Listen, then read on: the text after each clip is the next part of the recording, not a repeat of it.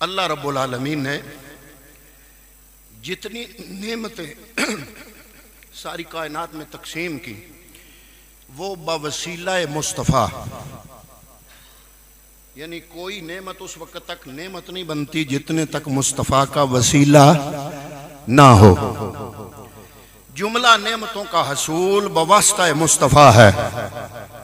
تہجد عبادت بنی کیوں؟ اس لیے کہ مصطفیٰ کو پسند ہے۔ آپ دوسرے لفظوں میں یوں سمجھیں کہ جو چیز مصطفیٰ کو پسند ہے وہ رب کی بارگاہ میں عبادت بن گئی۔ نماز مصطفیٰ کو پسند ہے تو عبادت بن گئی، روزہ مصطفیٰ کو پسند ہے تو عبادت بن گئی۔ دنیا کے اندر جتنی بھی نعمتیں ہیں وہ رب نے جس جس کو تقسیم کی ہیں بواسطہ مصطفیٰ، مصطفیٰ کے واسطے سے وہ تقسیم کی ہیں۔ اسی طرح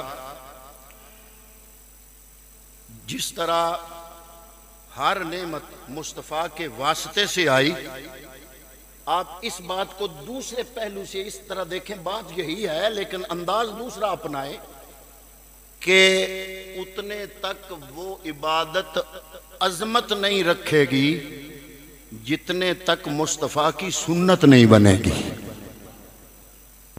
یعنی کوئی بھی عمل رب کی بارگاہ میں مقبول اس وقت ہوگا جب وہ اسوہ رسول بنے گا۔ اسوہ رسول بنے گا تو پھر لَقَدْ كَانَ لَكُمْ فِي رَسُولِ اللَّهِ أُسْوَةٌ حَسَنَةٌ، کوئی بھی نیکی اس وقت نیکی بنے گی جب وہ اسوہ رسول میں پہلے ڈھلے گی۔ یہ نہیں ہو سکتا کہ دنیا کے اندر ایک عظمت تو ہو لیکن نبی کو وہ نہ ملے، پیغمبر کو وہ نہ ملے۔ عظمت عظیم بنتی ہی تب ہے جب مصطفیٰ کی نسبت سے جڑ جائے۔ اب شہادت بھی ایک مقام ہے، اگر نبی کو شہادت کا مقام نہ ملتا تو شہادت کا یہ رتبہ کبھی بھی نہ ہوتا۔ لیکن اب مجبوری یہ تھی کہ اللہ نے قرآن میں یہ حقیقت واضح فرما دی کہ اے محبوب، میں نے کائنات کی کسی بھی شے پر آپ کو تکلیف دینا اس سے منع کر دیا ہے۔ کائنات کی کوئی شے بھی آپ کو گزند نہیں پہنچا سکتی، تکلیف نہیں دے سکتی۔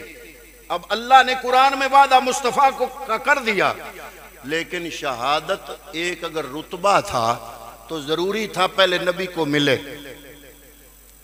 جب کوئی رتبہ بنتا تب ہے جب پہلے پیغمبر کو ملے۔ کوئی عبادت بنتی تب ہے جب اسوہ رسول میں پہلے ڈھلے۔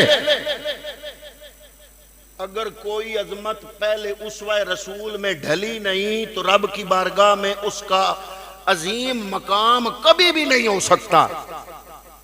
اب شہادت اگر عظیم ہے تو چاہیے تھی کہ پیغمبر بھی شہید ہوں۔ کوئی بھی عمل ہے نا عبادت کا، اس کی دو صورتیں ہیں۔ ایک صورت تو یہ ہے کہ اس عمل کا جوہر اور روح، اس کو کہتے ہیں اس چیز کی حیات اصلیہ، اور ایک ہے اس عمل کی ظاہری شکل و صورت، اس کو کہتے ہیں حیات قضائیہ۔ کوئی بھی عبادت ہے، ایک ہے اس کی حیات اصلیہ اور ایک ہے حیات قضائیہ۔ مثلا نماز ہے نا، نماز ایک عمل ہے، اس کی روح ذکر خدا ہے، یہ اس کی حیات اصلیہ ہے۔ اور اس کی حیات قضائیہ کیا ہے کہ شکل و صورت، شرائط، قیام، رکوع، سجدہ، تشہد، قومہ، جلسہ، یہ ہے اس کی حیات قضائیہ۔ اور نماز کی حیات اصلیہ کیا ہے؟ اللہ رب العالمین کا ذکر ہے۔ اسی طرح یہ شہادت ہے۔ شہادت ہر عمل کا ایک نقطہ آغاز ہوتا ہے، ایک نقطہ انجام ہوتا ہے۔ نقطہ آغاز میں حیات اصلیہ کی ابتدا ہو جاتی ہے اور نقطہ انجام میں حیات قضائیہ مکمل ہو جاتی ہے۔ اب شہادت کی ہیں دو قسمیں، ایک ہے شہادت سری، اور ایک ہے شہادت جہری۔ اب اگر مصطفیٰ کو شہادت سری رب دیتا تو پھر بھی وہ وعدہ پورا نہیں ہونا تھا جو اللہ نے قرآن میں فرمایا واللہ یعصمک من الناس، اللہ نے تمہیں لوگوں سے محفوظ فرما دیا ہے۔ اب نبی اگر شہادت سری لیں تو پھر بھی لوگوں سے محفوظ نہیں رہ سکتے، وہ عظمت گئی۔ اور اگر شہادت جاری لیں تو پھر بھی کیا ہے کہ لوگوں کے شر سے پھر محفوظ نہیں رہ سکتے کہ اگر لوگ آپ کو شہید کر دے۔ اب شہادت کا مقام دینا بھی ضروری ہے، نبی کو شہادت کا مقام دینا بھی ضروری ہے، اور واللہ یعصمک من الناس کہ اللہ تمہیں لوگوں سے محفوظ رکھے گا، یہ وعدہ پورا کرنا بھی ضروری ہے۔ اب دونوں کام کرنے کے لیے اور کوئی حل نہیں تھا، حل ایک ہی تھا کہ یا اللہ شہادت کا وہ مرتبہ اور مقام شہادت کو نہیں مل سکتا جتنے تک وہ مقام پہلے مصطفیٰ کو نہ ملے۔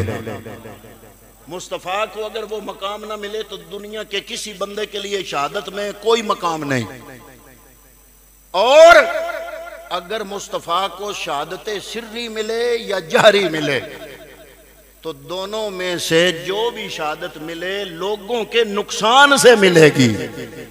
اور واللہ یعصمک من الناس، اللہ کا وعدہ ہے کہ اللہ تمہیں لوگوں سے محفوظ رکھے گا۔ اب اگر شہادت دی جائے تو وعدہ پورا نہیں رہتا، لوگوں سے محفوظ نہیں رہتے، لوگوں سے محفوظ رکھے جائے تو شہادت جتنے تک مصطفیٰ کو نہ ملے شہادت کا مقام نہیں مل سکتا۔ تو اللہ نے پھر دونوں وعدے پورے کرنے کے لیے ایک تیسرا طریقہ اپنایا کہ اس کا حل یہ ہے کہ کوئی ایسا جسم ہو، کوئی ایسا جسم ہو جو نبی تو نہ ہو لیکن نبی سے جدا بھی نہ ہو۔ یا اللہ پھر وہ کیا ہے؟ فرمایا پیغمبر نے الحسین منی وانا من الحسین، حسین محمد سے ہے، محمد حسین سے ہے۔ ایک تیسرا وجود ضروری تھا کہ شہادت اسے دی جائے اور نسبت اتنی مضبوط ہو کہ پہنچ مصطفیٰ کو جائے۔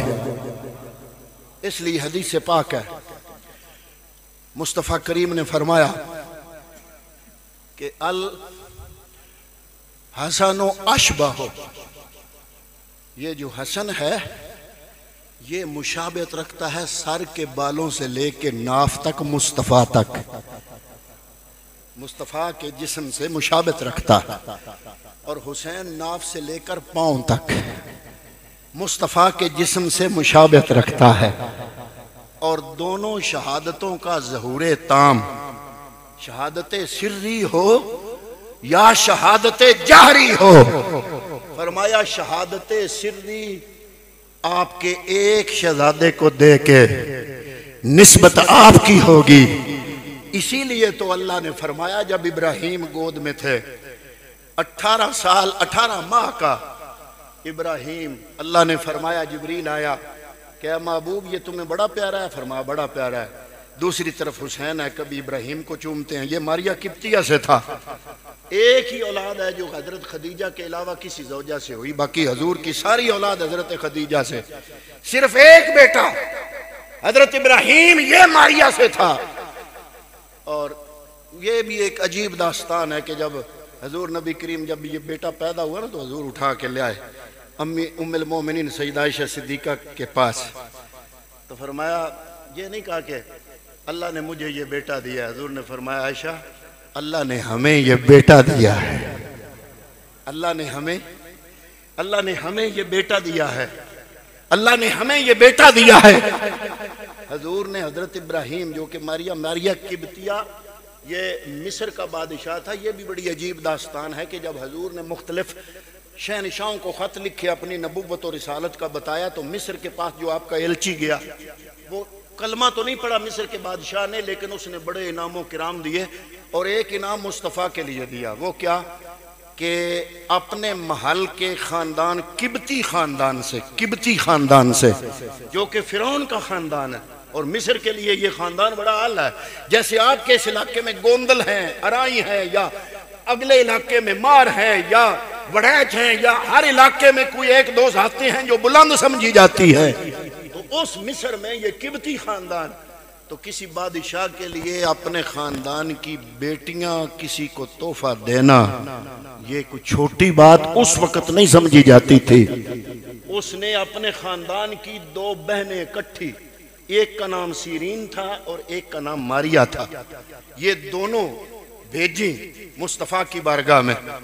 مصطفیٰ کریم نے جب سامنے دیکھا صحابہ بیٹھے ہوئے تھے، حضور نے فرمایا اے حسان ابن ثابت تم میری نعتیں پڑھتے ہو، تو اچھا نہیں کہ تم اور میں ہم ظلم بن جائے، سیرین کے ساتھ شادی تم کر لو، ماریا کے ساتھ شادی میں کر لیتا ہوں۔ دیکھو کتنی محبت کی بات ہے۔ فرمایا ماریا کے ساتھ شادی میں کرتا ہوں، سیرین کے ساتھ تم کرو، دونوں بہنیں ہیں، تم اور میں ہم ظلم بن جائیں گے، جس کو آپ پنجابی میں ساڈو کہتے ہیں، تم اور میں ہم ظلم بن جائیں گے۔ تو اس سے یہ حضرت ابراہیم پیدا ہوئے، تو حضور نے دائیں طرف ابراہیم کو رکھا چوما، بائیں طرف حسین کو رکھا اور چوما۔ جبریل رب نے بھیجا، فرمایا میرے نبی سے پوچھو کہ دونوں سے بڑا پیار ہے؟ عرض کی یا اللہ بڑا پیار ہے۔ فرمایا ان دونوں میں سے ایک کو رب اپنے پاس بلانا چاہتا ہے، بتاؤ اختیار تمہارا ہے، جس پہ انگلی رکھو میں وہ بلا لیتا ہوں۔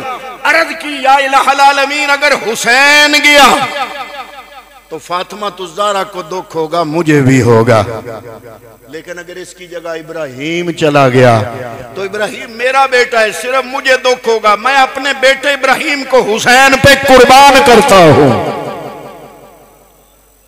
تو آپ فرمایا کرتے تھے، کبھی کبھی حسین کو جب اٹھاتے تو فرماتے حسین تم وہ ہو جس پر میں نے اپنے بیٹے ابراہیم کو قربان کر دیا۔ تو حضور نبی کریم صلی اللہ علیہ وآلہ وسلم نے بتا دیا الحسین منی وانا من الحسین، حسین مجھ سے میں حسین سے۔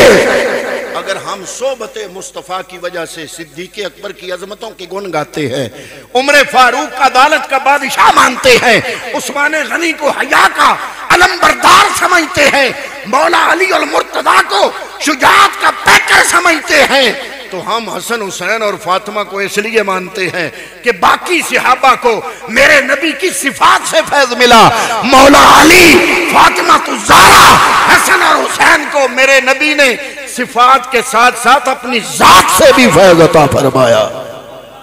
العلی منی وانا منہ، الحسین منی وانا من الحسین۔ ایک ہوتا ہے نقطہ آغاز، نقطہ ابتدا، تو شہادت سری کا نقطہ آغاز حضور کا اس وقت ہو گیا جب جنگ خیبر میں ایک یہودی عورت زینب بنت حارث، اس نے زہر ملا کے گوشت حضور کو کھلایا، اور اس میں حضرت بشیر بن برآ انہوں نے بھی کھایا، ایک بوٹی کھائی، وہ شہید ہو گئے، لیکن حضور بچ گئے، وہ کھایا گوشت لیکن بچ گئے، کیوں؟ واللہ یعصمک من الناس۔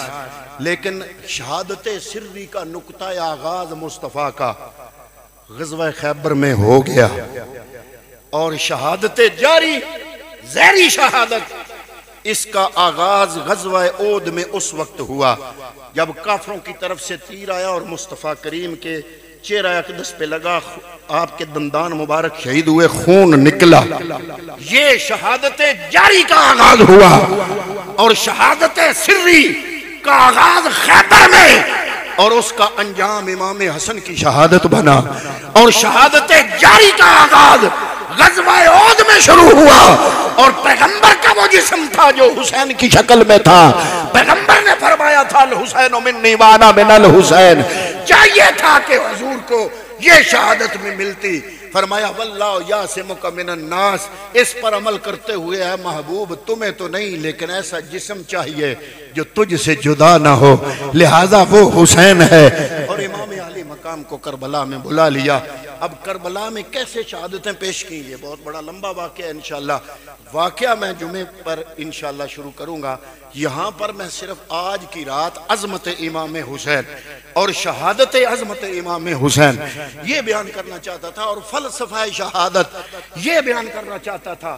تو پتہ چلا نتیجہ کیا نکلا، پوری گفتگو کا نتیجہ یہ ہے کہ امام حسین کی شہادت رسالت کا جز ہے۔ اگر آپ کو لفظ نہیں سمجھ آیا میں لفظ اور بدل لیتا ہوں۔ امام حسین کی شہادت سیرت مصطفیٰ کا ایک باب ہے۔ امام حسین کی شہادت سیرت مصطفیٰ کا ایک باب ہے۔ پتہ چلا کہ مصطفیٰ کو شہادت کا مقام دینا ضروری تھا، لیکن جسم بچانا بھی ضروری تھا۔ ایک ایسا جسم چاہیے تھا جو محمد عربی سے جدا نہ ہو اور وہ شہید ہو، اور شہادت کا رتبہ مصطفیٰ کو ملے۔ جب مصطفیٰ کو ملے تو حضور کا صدقہ پھر شہادت کو وہ عظمت مل جائے جو امتیوں کو وہ عظمت نصیب ہو جائے۔ تو اس شہادت کو عظمت ملنی ہی تب تھی جب نسبت مصطفیٰ کی طرف جاتی، اور مصطفیٰ کا یہ سیرت کا باب مکمل تب ہوتا ہے جب حسین میدان کربلا میں آتا ہے۔ تو پتہ چلا امام حسین کا میدان کربلا میں آنا یہ سیرت مصطفیٰ کا ایک باب ہے۔ سیرت مصطفیٰ مکمل کربلا میں آ کے ہوتی ہے، اور امام حسین کا شہید ہونا شہادت مصطفیٰ کریم صلی اللہ علیہ وآلہ وسلم ہے، تاکہ شہادت نبی کے در سے فیض لے اور اعلیٰ رتبہ حاصل کر لے۔ شہادت کو یہ اعلیٰ رتبہ کبھی نہ ملتا اگر یہ مصطفیٰ کے ساتھ نسبت نہ ہوتی۔ نسبت پیدا کرنے کے لیے امام حسین کا میدان کربلا میں آنا ضروری تھا۔ تو اس لیے وہ پنجابی والے نے کہہ دیا کہ لوہا ہومیں پیا کٹی میں تاں تلوار سدھی میں ہو۔ اگر چھوٹا سا مقام لینا ہو تو امتحان دینا پڑتا ہے، پوری جنت کا سردار بننا ہو تو 72 کٹا کے اپنی جان رب کے حوالے کرنی پڑتی ہے۔ تو پھر کیا ہوتا ہے، پھر دنیا میں بھی سرداری ملتی ہے اور قیامت میں بھی سرداری ملتی ہے۔ پھر حسین صرف جنتی نہیں، جنتیوں کے سردار بن جاتے ہیں۔ تو ہم دعا کرتے ہیں کہ اللہ رب العالمین شہدائے کربلا کی بارگاہ میں ہم سب کی حاضری قبول فرمائے۔ آپ جتنے حضرات اس محفل میں حاضر ہوئے، آپ کو امام